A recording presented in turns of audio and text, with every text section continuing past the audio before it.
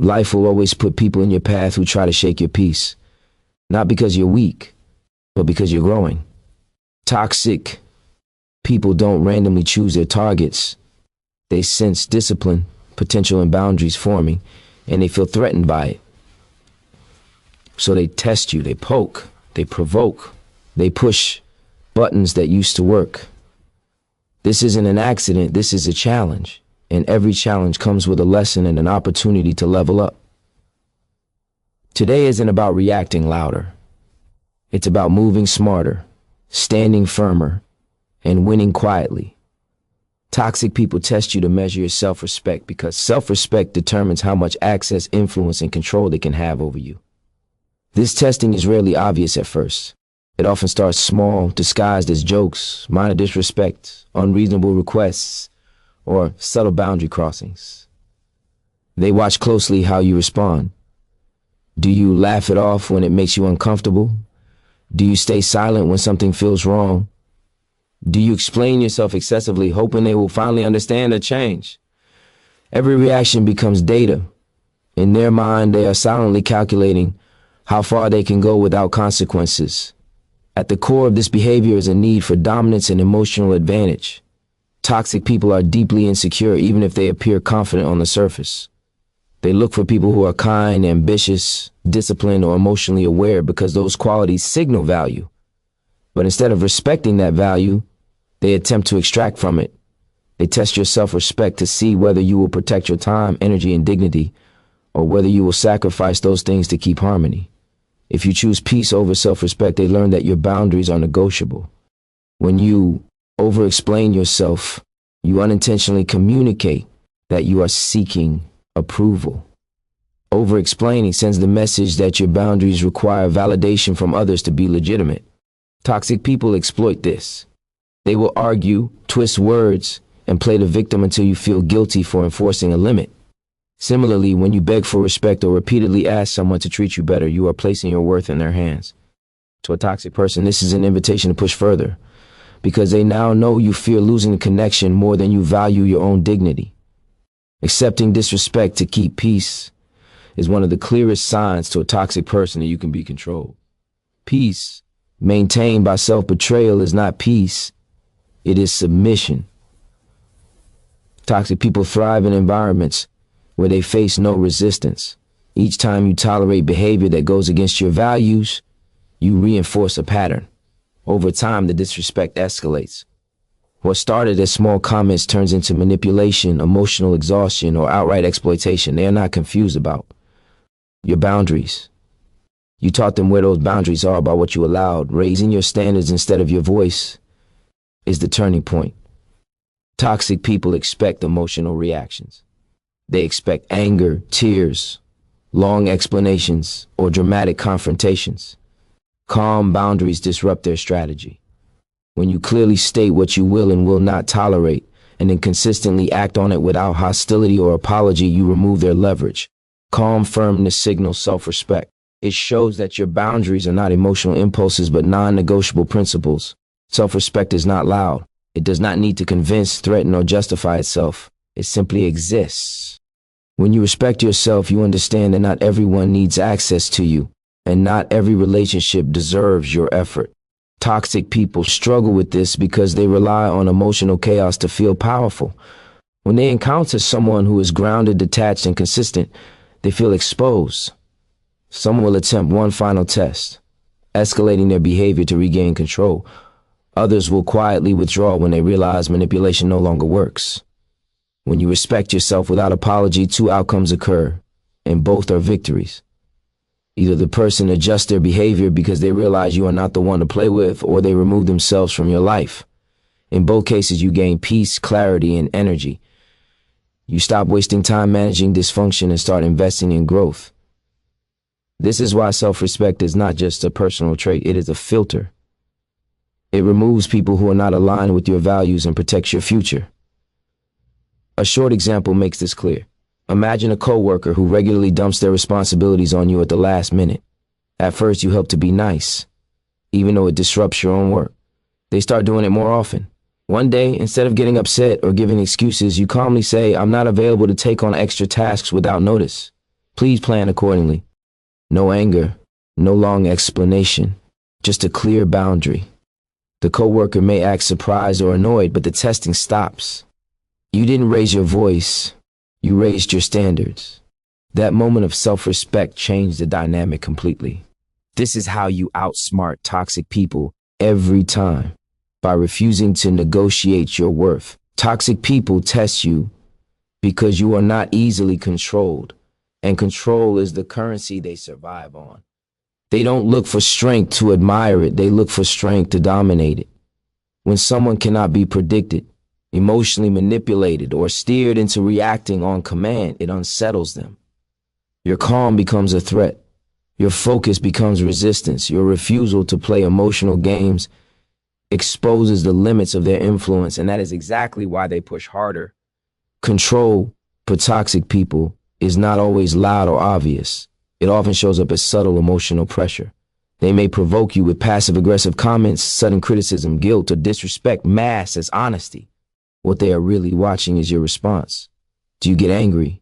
Do you defend yourself? Do you feel the need to explain your intentions or prove your worth? If you react emotionally, they gain leverage. They learn which buttons work and which stories trigger you. Emotional predictability makes manipulation easy. When you don't react the way they expect, something important happens. Their usual tactics fail. They expect defensiveness, but you give neutrality. They expect emotional engagement, but you give distance. They expect chaos, but you give calm. This breaks their sense of control because their power depends on provoking reactions. Without a reaction, they have nothing to feed on. That's why they escalate. The tests get louder, sharper, and more obvious, not because you are weak, but because their old methods no longer work. Escalation is a sign of desperation, not strength. When a toxic person senses they are losing control, they may increase criticism, twist narratives, or try to provoke guilt. They might accuse you of being cold, changed, or difficult. What they really mean is that you are no longer accessible to manipulation. Your emotional discipline forces them to confront something they avoid at all costs: their lack of power over you. Silence is one of the most misunderstood tools in these situations. Silence is not weakness, avoidance, or fear. Silence is restraint. It denies toxic people the emotional energy they crave. When you stop explaining yourself to people who are committed to misunderstanding you, you reclaim control of the interaction. Silence creates space, and space makes manipulation impossible. Toxic people rely on closeness without boundaries. Silence restores distance where clarity can exist. Consistency is another power move that toxic people struggle with. Inconsistent boundaries give them hope that they can wear you down. Consistent behavior, even when it's quiet, tells them you are not negotiable. You don't need to remind them of your limits every time. Your actions do it for you. When you stop reacting emotionally and start responding intentionally, they realize there is no opening to exploit. Emotional discipline is the foundation of all of this. It doesn't mean suppressing emotions or pretending you don't feel anything. It means choosing not to let others dictate how and when your emotions are expressed. Toxic people want access to your emotional center because that's where control lies. When you regulate yourself, you remove their access. They may still attempt to provoke you, but without emotional access, the influence fades. Eventually, something predictable happens. When toxic people realize they cannot control you, they lose interest. They move on to someone more reactive, more available, more willing to engage emotionally. This is not a loss for you, it is relief. The absence of chaos creates space for focus, growth, and peace. You don't win by defeating them in arguments. You win by becoming unreachable to their tactics. A short example makes this clear. Imagine a friend who constantly makes sarcastic remarks about your goals, hoping to trigger self-doubt or defensiveness. In the past, you might have argued, explained your plans, or tried to prove them wrong. This time, you simply nod, stay calm, and continue working toward your goals without engaging. No emotional reaction, no explanation. Over time, the comments stop, not because they suddenly respect your goals, but because they can no longer control your emotions. Your discipline ended the test. This is how you outsmart toxic people every time. You don't fight for control. You remove yourself from the game. When they can't control you, they can't touch you. Toxic people want reactions, not resolution, because reactions give them power while resolution takes it away. Peace does nothing for them. Closure gives them nothing to hold on to. Understanding ends the game. What they are truly after is emotional stimulation, your frustration, your anger, your confusion, your need to explain. Every raised voice, every defensive message, every emotional outburst becomes proof that they still matter, that they still have influence over your inner world. To them, your reaction is not a mistake, it is the reward. This is why logic almost never works with toxic people. You can come prepared with facts, calm explanations, and sincere intentions, yet the conversation goes nowhere. They twist your words, change the subject, or provoke you further. It feels like you are speaking different languages because you are. You are trying to solve a problem while they are trying to create emotion, movement. They are not listening to understand, they are listening for weaknesses.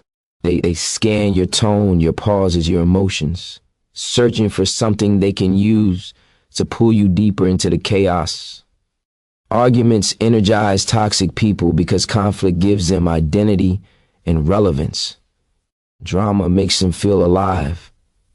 When things are calm, they feel empty or invisible, so they subconsciously create tension to restore a sense of control.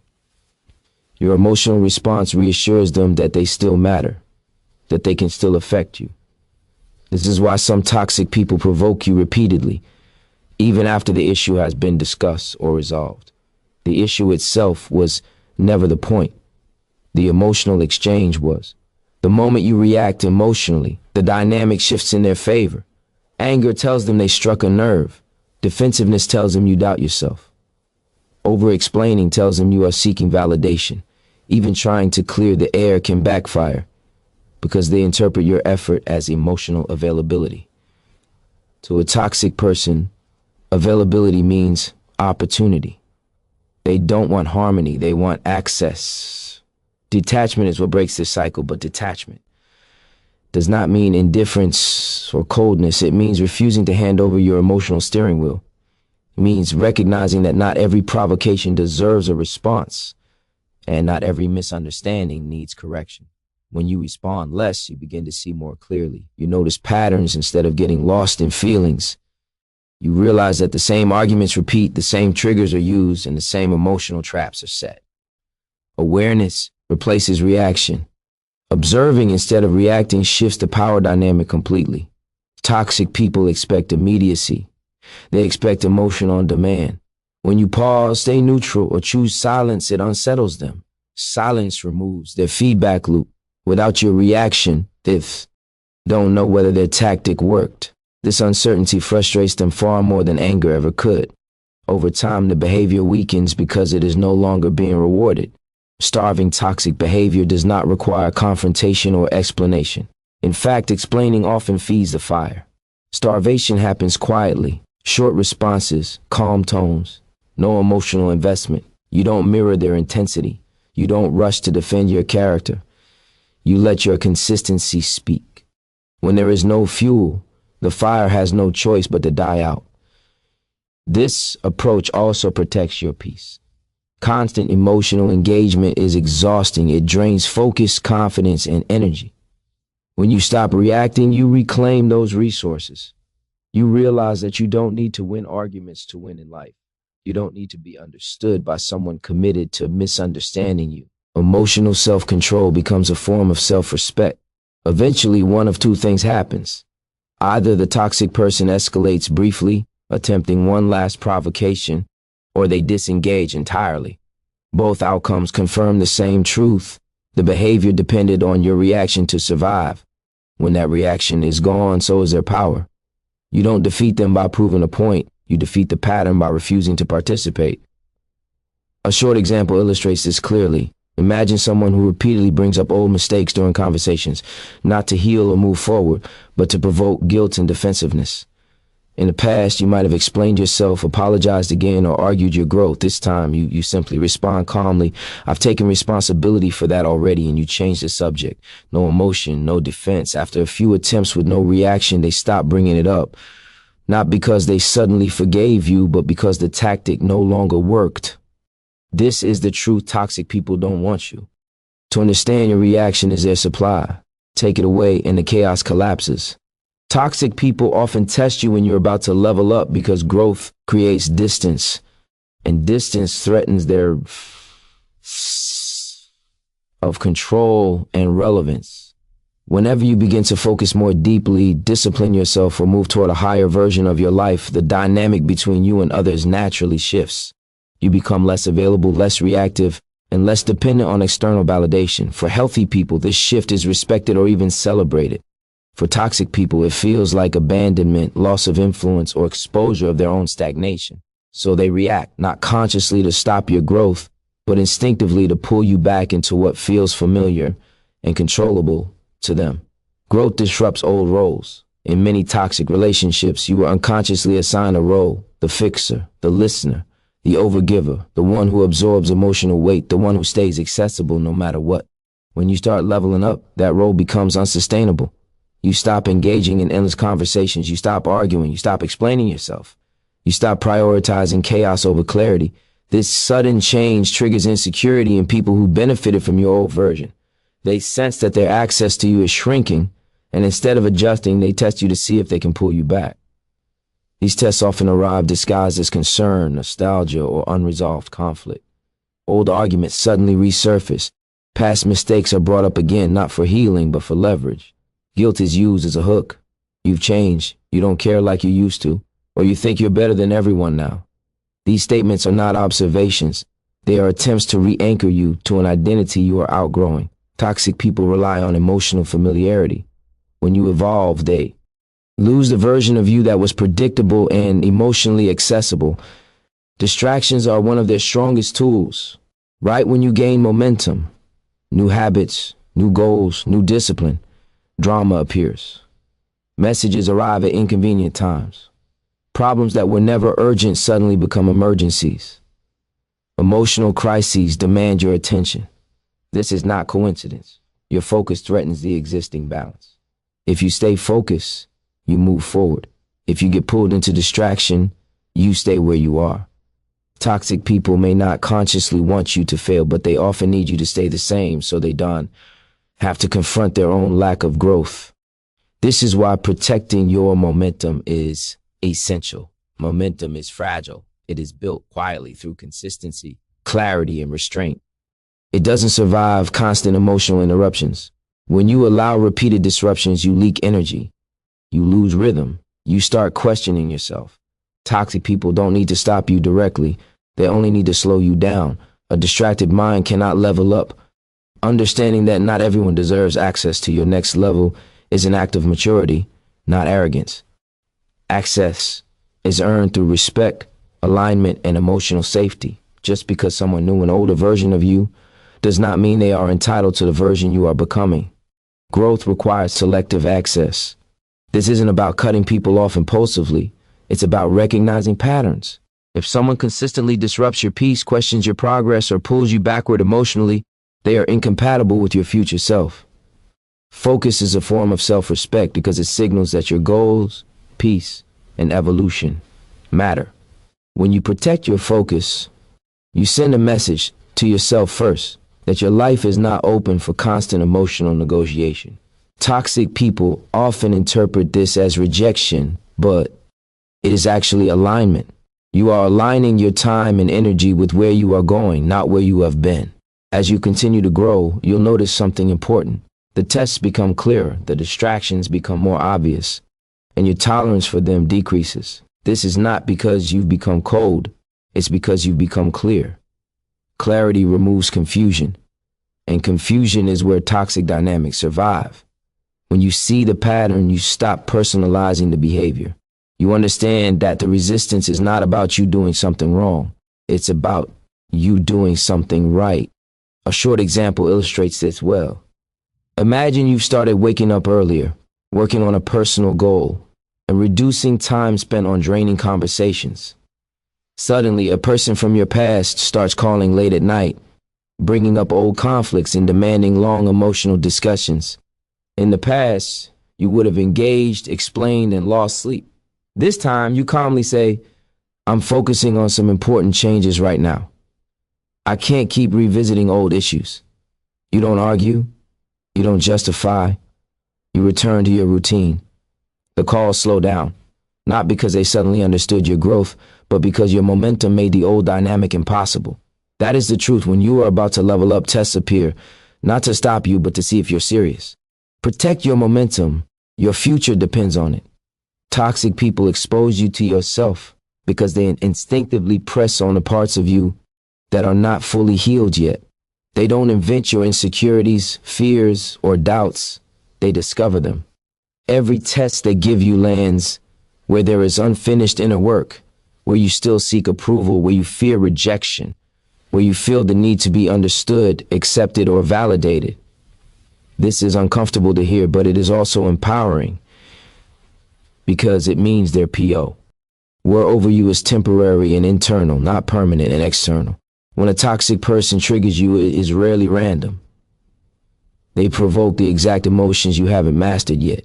If you are secure in your worth, insults don't shake you. If you are secure in your boundaries, guilt doesn't move you. If you are secure in your identity, misunderstanding doesn't threaten you. Toxic people sense where these securities are missing, often subconsciously, and they lean into those gaps. Not because they are intelligent strategists, but because unhealed energy attracts familiar patterns. The need for approval is one of the biggest openings.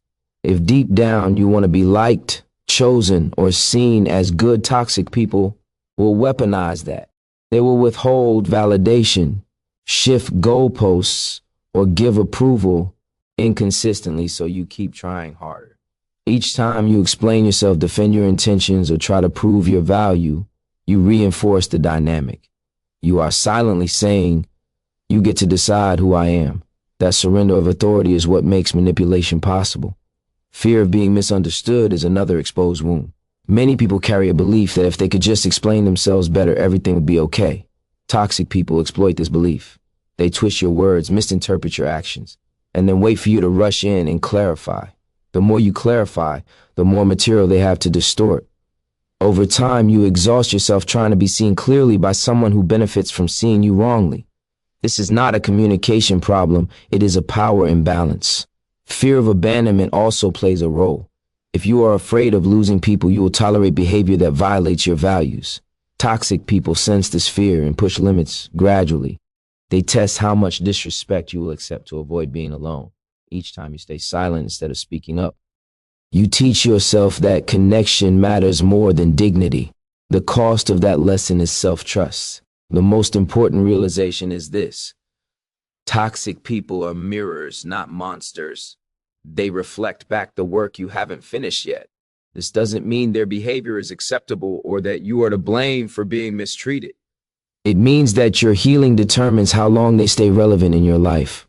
Once you heal the need they exploit, their influence collapses. They can still behave the same way, but it no longer reaches you. Doing the inner work is not about becoming emotionally numb or closed off. It is about becoming internally validated. When you know who you are, you don't need to explain yourself to people committed to misunderstanding you. When you trust your values, you don't need permission to enforce boundaries. When you are whole, manipulation has nothing to attach to. Toxic people rely on emotional hooks. Healing removes the hooks. Healing also changes how you interpret situations. Instead of asking, why are they doing this to me? You begin asking, why does this affect me so deeply? That shift puts power back in your hands. You stop trying to control others and start mastering yourself. Mastery doesn't come from avoiding toxic people altogether. It comes from becoming someone they cannot control. As you heal, you notice a pattern.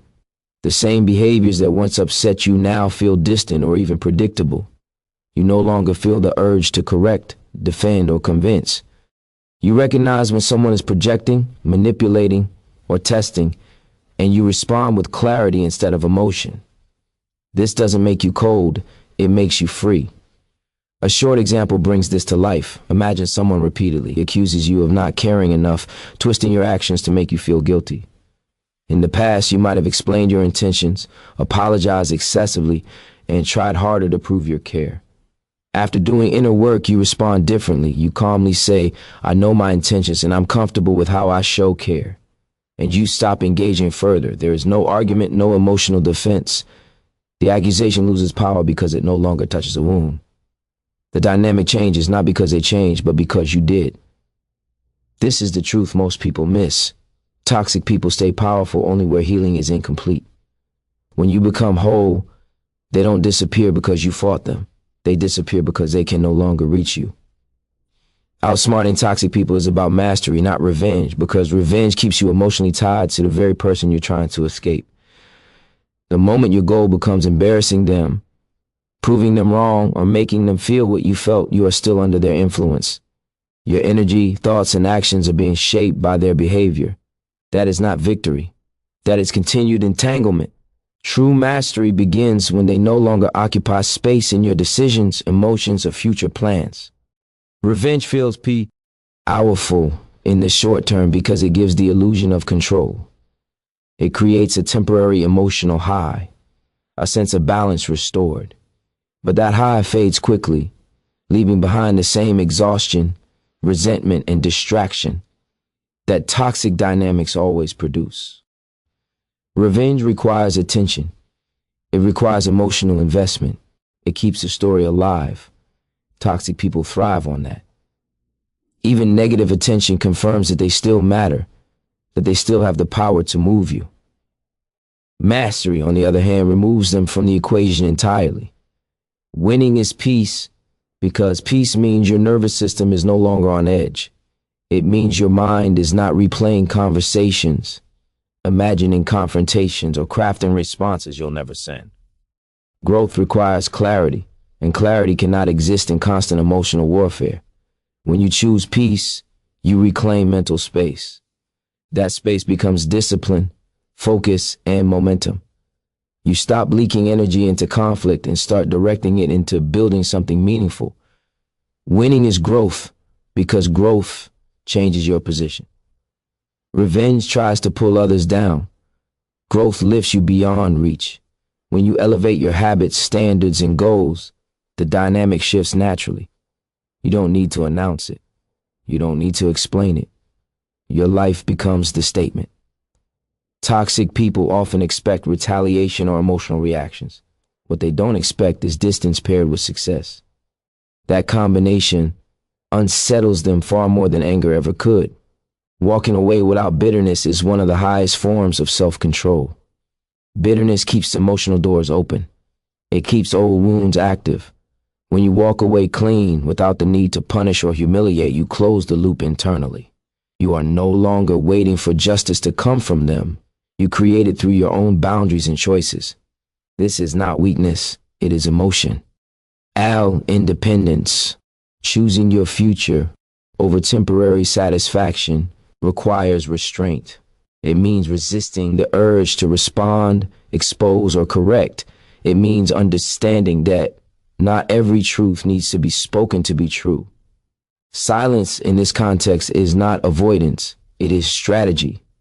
Moving in silence allows you to build without interference. It prevents toxic people from tracking your progress, criticizing your steps, or inserting themselves into your process. Privacy becomes protection. Letting results speak is powerful because results are undeniable. Arguments can be twisted, words can be misrepresented. But consistency, growth, and stability speak for themselves. When your life improves, when your discipline shows, when your peace is visible, there is nothing to debate. You don't need to defend yourself against people who are no longer relevant to your trajectory. Distance teaches what words never could, because some people are not capable of learning through conversation. They learn through consequences. When access is removed, patterns are exposed. Distance shows them that manipulation has limits, that disrespect has costs, and that your presence was a privilege, not a guarantee. You don't need to announce the lesson, the absence delivers it. Mastery is internal. It's about regulating your impulses, choosing long-term alignment over short-term emotion, and acting from self-respect instead of wounded pride. When you master yourself, toxic people lose their role in your story. They become background noise and silence. Not because you defeated them, but because you outgrew the battlefield entirely. A short example illustrates this clearly.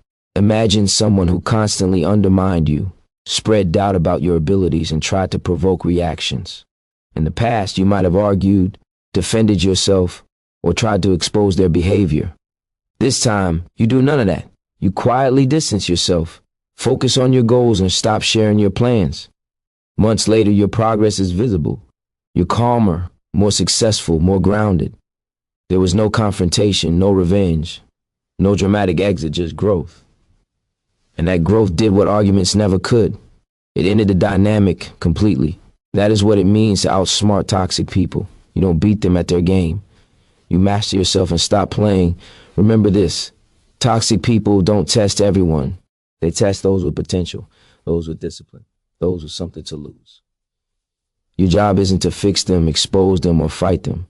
Your job is to become so grounded, so focused, so self-respecting that their behavior becomes irrelevant. You don't need to outtalk them. You don't need to outplay them. You just need to outgrow them. Stay solid. Stay disciplined. Stay moving forward. Because the most powerful response to toxicity is becoming untouchable.